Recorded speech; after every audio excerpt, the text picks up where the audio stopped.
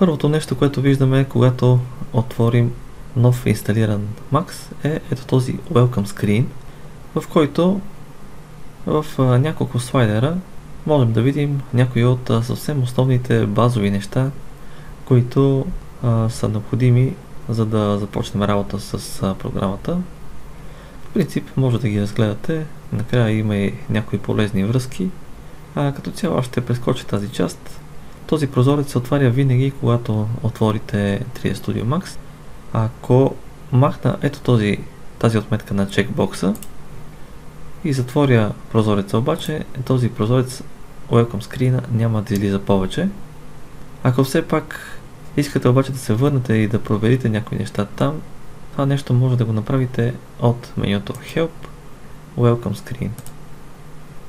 От тук отново имате достъп до същата информация.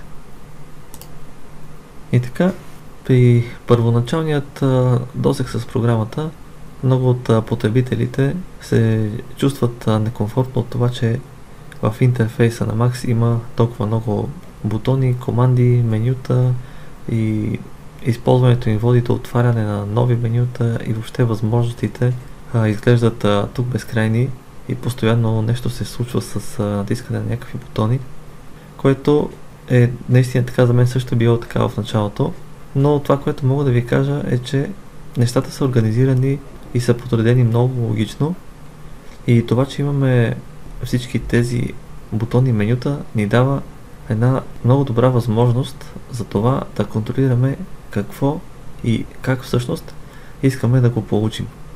Така че в момента, в който се опознаем малко повече с програмата, ще видите, че тези контроли и достъпа до тези функции всъщност са едно от основните преимущества на програмата. Затова първото нещо, с което ще побързаме да се запознаем, е самият интерфейс и ще разгледаме къде и как са групирани самите елементи. Нека да го направим в следващото видео.